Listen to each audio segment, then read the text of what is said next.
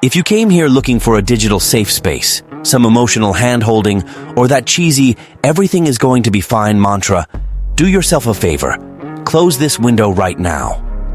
Run back to your romanticized fairy tale, the one where you're the sensitive lead and she's just misunderstood. Because here, pal, the fantasy goes into the shredder. What's left is raw, cold, mocking reality, and I didn't bring any sugar to coat your effective mediocrity. While you're out here killing yourself to be the last romantic on Earth, staging ridiculous little dinners, picking out soulful gifts, and writing novels of good morning texts that would make a monk cringe with secondhand embarrassment. Her? She's howling in the group chat. She's sending screenshots of your last sappy paragraph and polling her friends on which part was the most pathetic. And spoiler alert, it wasn't the heart emoji, it was your dignity leaking out in real time. You think you're her rock? Her safe harbor. How precious. In her head, you're a recurring meme. You're the inside joke.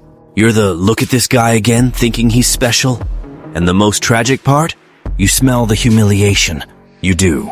But you choose to douse yourself in the cologne of self-delusion just to keep being the clown the audience loves to watch trip over his own shoelaces. No, I'm not here to comfort you. I'm not an emotional nanny for the needy. I'm here to show you the fine print, the scars between the lines, the invisible screen recordings that your desperation conveniently ignores. Because while you're playing chess with your heart, she's playing dodgeball with your self-esteem, and she's winning the championship. If you thought this video was going to give you tips on how to win back the queen who never wanted you as her king, congratulations. That's just another lesson in how to erase yourself with a smile. There's no rom-com script here. This is an emotional autopsy. And guess who's the corpse? Get ready for 20 minutes of a reality check slap to the face. Because your submission, disguised as true love, has become her favorite stand-up routine at brunch.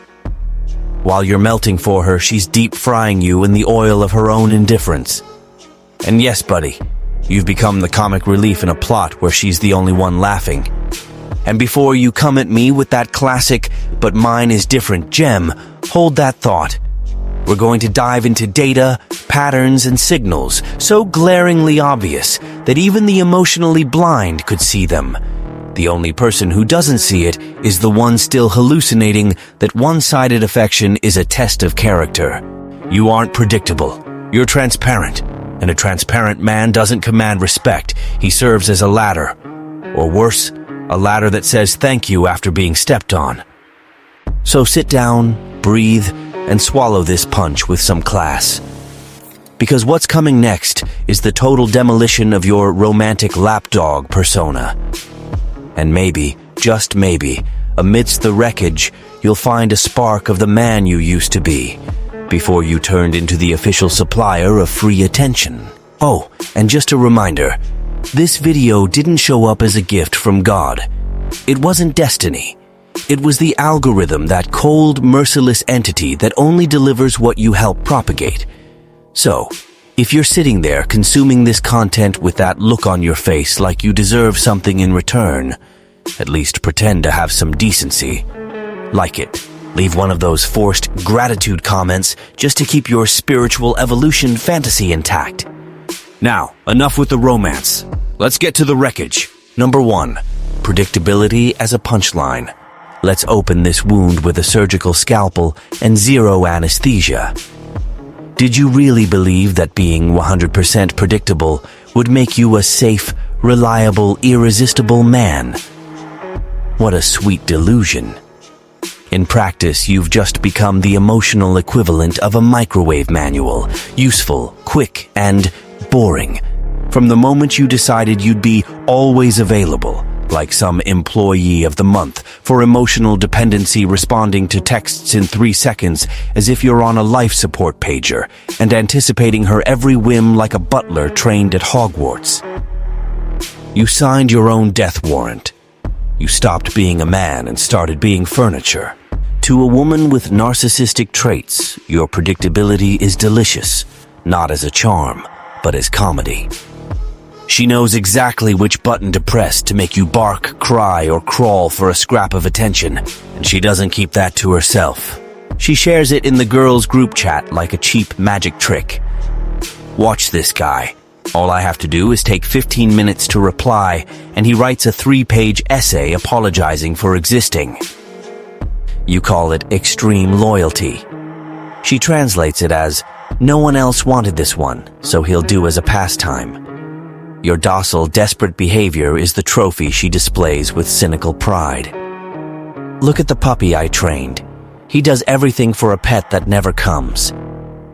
You think being predictable is a virtue? She sees it as a useful defect, the kind that serves to show power and get a laugh on a boring Tuesday.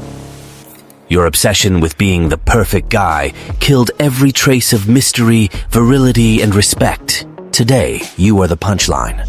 The man she knows exactly how to manipulate. An emotional doll with a pre-printed instruction manual. While you tell yourself you're the safe harbor, she just sees you as the moldy pier where she docks when she's tired of the real seas, the ones with waves, risks, and excitement. You are the intermission, the lull, the boredom. And you're still smiling, thinking this is love. Congratulations. You're not just predictable. You're the funny segment of her week, the favorite meme, the perfect script for how to be everything, except a challenge. Number 2, the Girls' Translated Dictionary.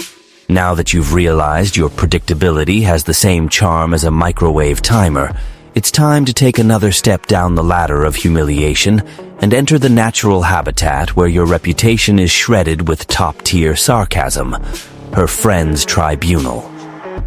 Oh yes, those casual hangouts fueled by coffee, wine, and fresh jokes about your performance as an emotional doormat. You thought sweet guy was a compliment? That being a man of gold was a seal of quality? Let's translate. In the private glossary of this pack of emotional hyenas, sweet means a man with no spine, no presence, and no self-respect. To translate even further, the guy who accepts anything, swallows glitter-covered frogs, and still says thank you when they trample his dignity. While you listen to these phrases thinking you've won points in her heart, what's actually happening is a simultaneous broadcast of pity and mockery on WhatsApp. And no, they don't think you're cute. They think you're a case study in advanced submission, a living example of how to turn self-respect into a comedy special. She tells them how you apologize for breathing wrong, how you swallow every ridiculous excuse she invents with a smile worthy of Delusion Employee of the Month. She turns your politeness into a joke, your care into a joke, your attempt to be a man into a joke. And the audience? They're living for it. Because there, in that social circle, you aren't her partner. You're the official mascot. The fan club exists, sure, but the idol is the humiliation you offer up on a silver platter. And she, of course, is the star, the woman so irresistible she managed to bring a grown man to his knees with half a dozen sweet words and tons of disguised contempt. While you believe you're being accepted into her world, you're actually being used as a case study. Look, girls, this is how you destroy a man while keeping your good girl reputation intact. You are the emotional before and after, the stock photo of how to turn a man into a mirror with no reflection. She shows off her total control while you chase validation like a prize. You aren't her pride.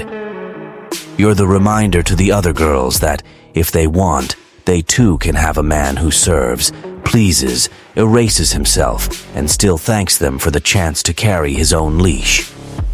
Number 3, triangulation for sport. Did you think becoming a joke in the group chat was rock bottom? That's adorable. That was just the warm-up. Now we enter the advanced stage of strategic humiliation, the glorious triangulation. A fancy name to describe the art of putting another man in the picture, just to see how much disrespect you'll tolerate with class, while she pretends it's all natural, and you try not to shake with shame behind a smile faker than a New Year's resolution. See, she doesn't need to physically cheat on you, not yet. What matters here is the psychological show. She plants that friend you don't need to worry about because, he's just a nice guy. And you, the master of emotional naivety, swallow that narrative like it's a compliment to your maturity. Meanwhile, she drops surgically calculated praise. Wow, he's so smart, isn't he? Or, he has such a light sense of humor. Right in front of you, of course, to savor your I'm cool with it face, while inside you're an emotional blender on pulse mode. The fun is exactly there, seeing you try to play the evolved, mature, progressive guy while being crushed internally. You become a polite clown, offering coffee to the rival who is already mentally furnishing the throne where your dignity used to sit. And after the meeting, of course, she sends that text to the other guy. He got so nervous, so cute, right? Like someone talking about a jealous puppy that still wags its tail after getting kicked. This triangulation isn't just about ego, it's about dominance.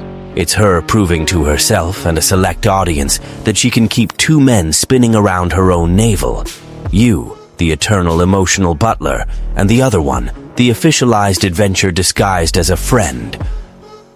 While you debate with yourself whether you're being insecure or just sane, she's already decided. You're the security guard protecting the event where she shines, and the ticket you paid for was your self-esteem. Oh, and the other guy?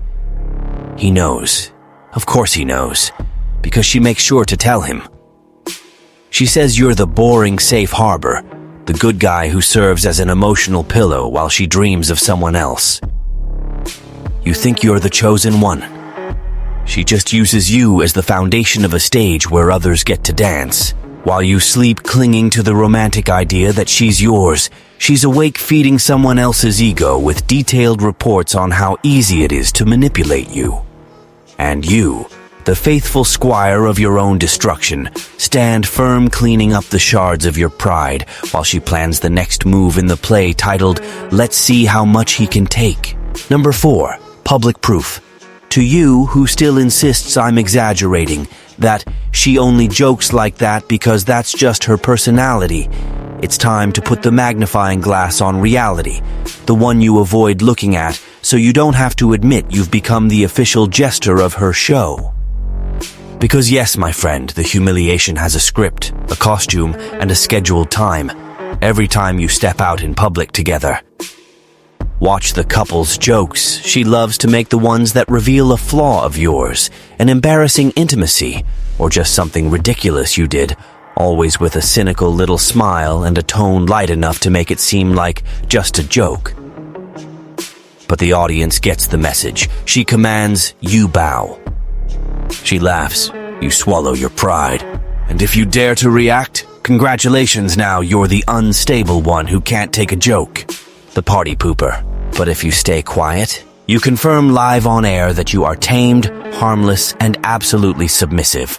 She interrupts you, contradicts you, corrects you in public with that look that says, you don't know anything, let me explain. And you, trying to maintain your mature pose, smile. You know what people see? A man who has already lost command of his own narrative and who now lives to validate the official version she built. Her laugh? It's not spontaneous. It's a tool. It's the seal of superiority she wears like a trophy while she dismantles your image with class. She never builds you up. She never reinforces your presence. The focus is always on your failures, your gaffes, your clumsy cuteness. You've become the supporting character in a comedy she directs with surgical precision, and everyone watching knows you don't run a single thing.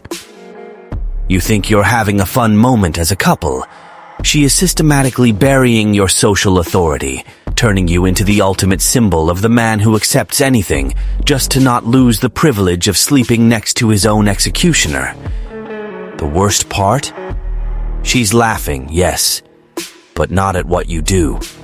She laughs at your rush to apologize, at your desperation to fix any micro-expression of boredom on her face.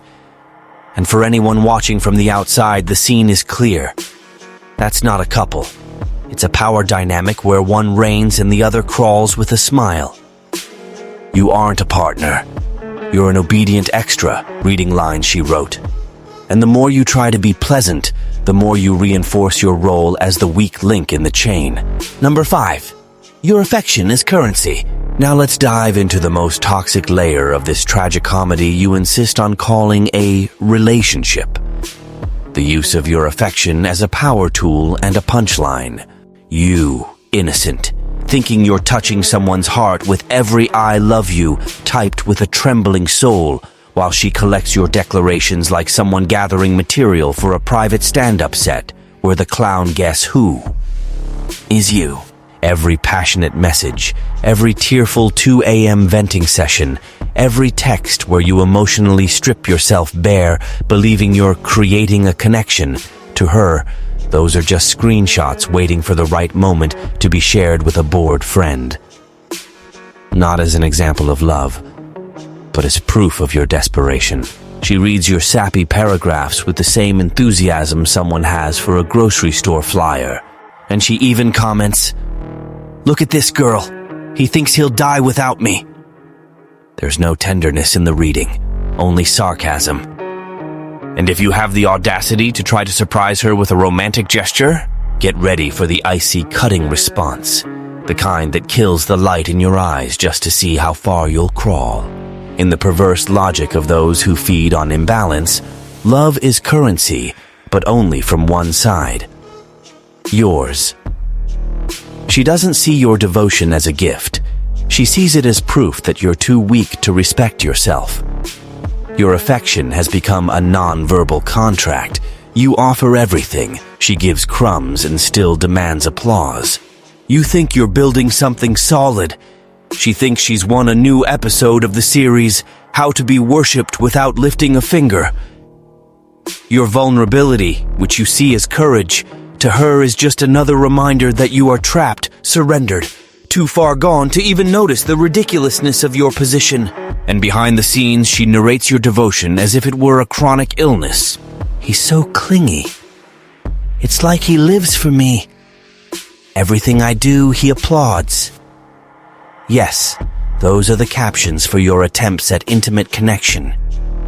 While you think you're touching her soul, she's showing the world how much you've become a fan club for an idol who doesn't even remember your middle name. Your pride is your capacity to love. Hers is the capacity to make you kneel for a smile. You think it's romantic. She thinks it's functional. A crutch boyfriend. A self-esteem donor. An emotional backup with a lifetime subscription. You aren't being loved. You're being utilized. Your love has become raw material. Your affection has become ego fertilizer. And the cruelest part? You would accept being humiliated in the town square if she promised a little kiss on the forehead afterward. How cute, how tragic, how predictable. Number 6, the lie of privacy and the phone. Are you one of those people who defends with almost religious fervor the idea that looking through a partner's phone is an invasion of privacy? How lovely, how ethical, how useful for her. Because while you protect that sacred privacy, she turns her phone into a minefield of truths you'll never have the courage to face. Starting with emotional betrayal, passing through camouflaged contempt, and ending in the explicit mockery of your role as the official sucker. The device she protects with nails, passwords, and face-down screens isn't just a potential hiding place for lovers.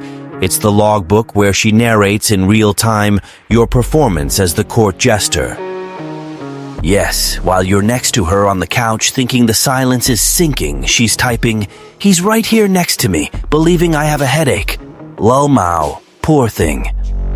She doesn't just have suspicious messages. She has screenshots of your walls of text, your sappy declarations, your apologies for things she did. And guess who she shares them with? The friends you think like you. People who greet you with a smile but know you're the star of the mockery group. And all this under the sacred cloak of privacy, which you protect with the same devotion someone would use to guard a trap meant for themselves. She exchanges messages describing you as an emotional burden, a good guy but an idiot, a hard-working boy who notices nothing. And when you approach, screen locked, phone flipped, Oscar-worthy acting. And you, of course, respect it. After all, privacy is a sign of maturity, right? No, it's just the shield she uses to maintain control while she laughs at your face in groups you don't even know exist. While you take pride in being the guy who trusts, she takes pride in having made you a fool without raising suspicion. You finance her life, pay for the dinners, write the poems, pay with your peace all, while she turns you into an exclusive meme with the caption, "Look how easy it is to have someone in the palm of your hand with zero effort." Her privacy isn't protection, it's a trench. And you aren't the partner, you're the target. She ensures everyone around her knows what you've become, except you. Because of course you're too busy being mature, respectful, and understanding. In other words, the first one to kneel and ask for forgiveness for even considering that maybe. Just maybe. She isn't as pure as your desperation wants to believe. Number 7, the silent laugh in the discard. And then, the final act of the play begins. You, still believing you can save something, run to get flowers, write deep messages, and plan surprises, while she's in the bathroom, swapping nudes with the next guy in line and laughing in silence at your total inability to realize you've already been discarded. This is the moment where mockery becomes art. The narcissist, now free from any effort to keep up appearances, watches from the front row as you sink while trying to fix what she herself made sure to destroy. And the worst part, she gets an emotional high seeing you give your best right at the moment she's decided you aren't even worth the ground she walks on, and she does it with the coldness of someone changing shoes, not feelings. You beg for a serious talk. She looks at you like someone watching a sentimental beggar pleading for scraps. Your anguish, your tears, your pathetic attempt to understand what changed are, to her, entertainment. She feels like a goddess of emotional chaos for seeing you crumble while you still think you're being noble for fighting for something that only exists in your head. While you struggle, she's already narrating to the new target how insistent, fragile, and emotionally unstable you are. She sells your attempt at reconciliation as harassment. Your pain becomes a joke. Your love becomes an obsession. And the new guy? He buys it all up, thinking he's saving a wronged woman. Little does he know the script is recycled and he's the next clown. Her silent laugh isn't just contempt, it's a celebration. It's her feeling like the winner of an emotional war you didn't even know was being fought. She sucked every last drop of your self-esteem, and now she discards you with the cynical elegance of someone throwing away a plastic cup after the party. You, of course, still believe one last proof of love is enough. That if you change, she'll come back. That the problem is with you.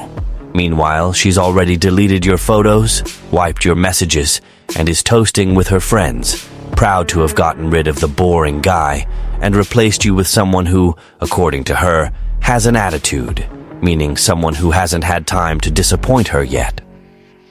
And the cruelest part, she knows. She knows that even now, even after everything, if she snaps her fingers, you'll come back. Humble, grateful, willing. An emotional puppy trained to forget every slap in exchange for one pet. And that, to her, is the ultimate proof. That your market value is zero and your dignity was buried along with the promises she never had the slightest intention of keeping. Number 8, the final proof, the silence test. Are you still there with that doubtful expression, wanting to believe I'm exaggerating? That deep down she loves you? That it's just a phase? Fine, I'll give you the ultimate instrument. The rope, the chair, and the truth. All that's missing is your courage to kick. It's the silence test. Simple, direct, and merciless. Want to know who she really is? Vanish. Disappear. No walls of text, no dramatic warnings. 48 hours of complete silence. No trace. No good morning. No little hearts on her stories. And then, watch! If she were even minimally decent, her first impulse would be worry. But since we're talking about an ego artist with a PhD in mockery, what comes is fury, not from fear, but from a loss of control. She won't call to see if you're okay. She'll send you a poisonous text asking if you've decided to become a man or if this is just another scene in your needy little theater. And then, she shares the screenshot with her friends, of course. The new comedy of the week. He vanished thinking I'd miss him. Look at this, Lil Mao. She laughs because she knows you. She knows your self-esteem is fragile, that your rebellion is just a temporary hiccup. She knows all she has to do is wait, that you'll come back, that you'll apologize for disappearing, that you'll invent some lame excuse about needing space just to not look like the desperate guy you actually are. And guess what? She'll pretend to believe it, just to laugh later at your ridiculous effort to fake autonomy. If during this test, she shows up smiling in stories, enjoying life, posting indirect jabs, or worse yet, if she only reaches out to demand something or remind you of a chore you forgot. There it is. The truth is right in front of you. Your presence was never love, it was convenience. And your absence isn't a loss. It's a temporary relief between one drink and the next. This test isn't about her. It's about you discovering that the pedestal where you placed her is made of wet paper. And that your silence, which you romanticized as a strategy, to her is just a glitch in the script where the court jester went missing from the scene. And that's why the audience is laughing. What hurts isn't her not missing you. What hurts, and you will find out, is realizing that your disappearance only serves one purpose: to generate more mockery. Because deep down she knows the cell is open, but that you, even free, will come back. You always come back. Because she trained you so well that the sound of your chains has become your favorite lullaby. So, do you have the courage to test it? Or are you going to keep licking the hand that tightens your collar? Number 9, why is mockery necessary for her? Enough with the drama, enough with the, but why does she do this to me? Enough playing emotional detective, trying to understand the instruction manual of a poison you insist on drinking. The answer is staring you in the face, and you only don't see it because you prefer to romanticize the cancer, thinking it's unresolved passion. Mockery isn't an occasional flaw. It's the fuel that keeps this woman's ego inflated, an ego that, by the way, is more fragile than your self-esteem on the day of the breakup. She needs to diminish you to keep believing she's superior. Because if she treated you as an equal, she'd have to face the panic, the possibility that she isn't as grand as she believes. And that, my friend, she cannot handle. She laughs at you because you give, because you feel, because you care. And she, inside, is an emotional desert that only blooms when someone nearby is bleeding. Your love, which you think is the greatest proof of value, to her is just a trampoline. She steps on your devotion to look taller. She's a cardboard goddess propped up by your bent back. Mockery is the tool for throne maintenance. She positions herself as the queen of sarcasm and reduces you to a buffoon who claps for his own humiliation. The love you offer is turned into a joke, not because there's something wrong with it, but because it's too pure for a soul that reeks of manipulation. She doesn't know how to receive affection, so she destroys it before it can confront her with her own internal misery. You think she's just confused, that she has traumas, that deep down she's good? She thinks you're a functional idiot. And more, she thinks you deserve to be ridiculed for being sentimental enough to fall for someone like her. The logic is simple. If you love a cruel woman, you're stupid. If you're stupid, you're useful.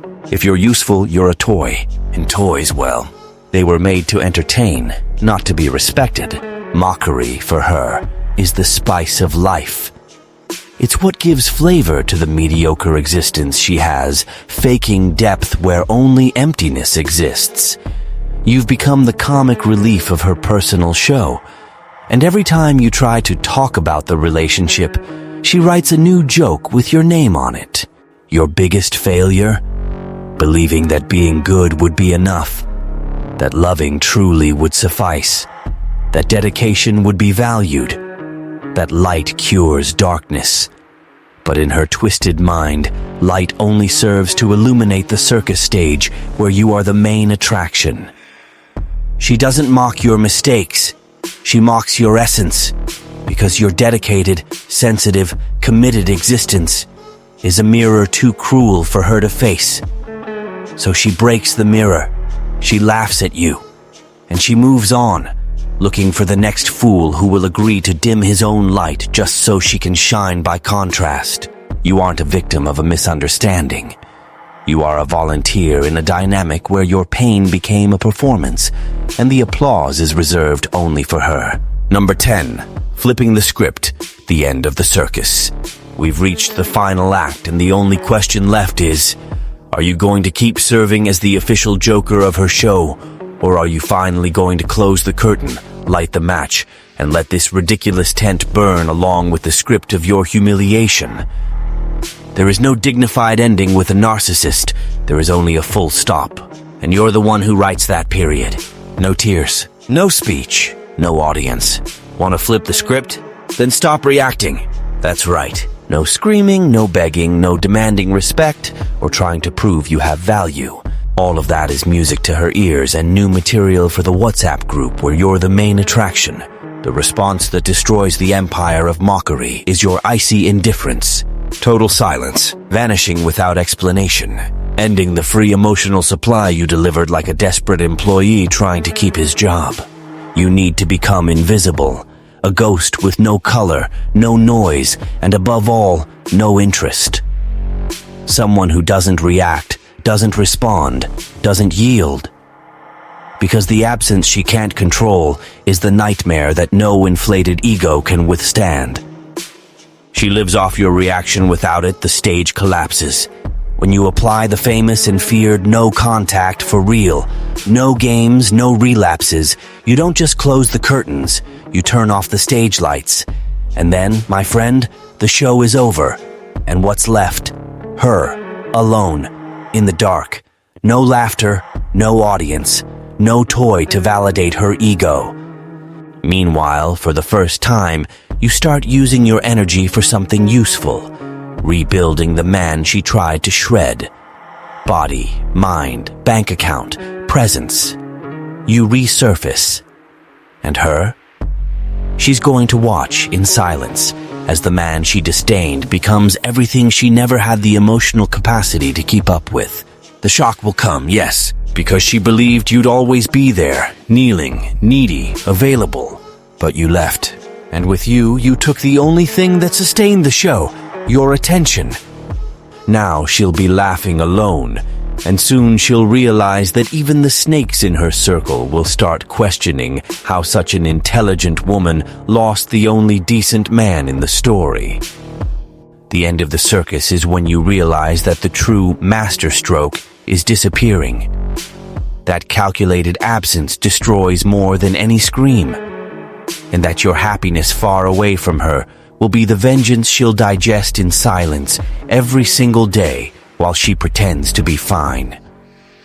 You don't come out on the bottom. You come out on top, way on top.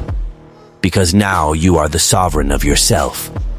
And the echo of the laugh she used so much to diminish you is going to be the sound of her own loneliness, dug with her own hands while you walk toward the peak, where real men live and where real women know how to respect presence, not mock absence. Conclusion. The last laugh is yours if you get out of the seat. Let's wrap this up with the only possible ending for this opera of shame. You were only the clown in this circus because you accepted the role, because you handed the script of your life to an emotional parasite to write with the pen of mockery, because you bowed, smiled, begged for crumbs, and even called it love. If after hearing all this, your finger is still trembling to send just one more text, congratulations, you don't need advice. You need a mirror, a symbolic punch to the gut, and a dignified funeral for your self-respect, which is already cold in a drawer in the morgue of men who let themselves be erased. The cycle of humiliation only ends when you turn off the emotional faucet, when you realize you don't need closure, you need a block. Strategic silence, vanishing without leaving a trace of dust. Because with those who have no soul, you don't end a story, you end access. She doesn't deserve your speech. She doesn't deserve your drama. She deserves the void. Absolute absence. The end of the soap opera where you stopped being the court jester and became the writer of your own journey. And you already have the script. You have the proof.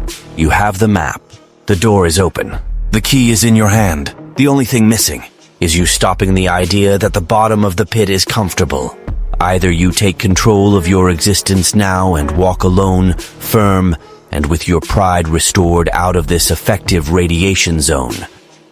Or you continue being the coal that feeds the ego of a woman who is already choosing your successor while she laughs at your pathetic attempt to look strong with a broken heart emoji. The choice is yours. Cold, lonely freedom at the top, or the stifling heat of the cell where you are fed.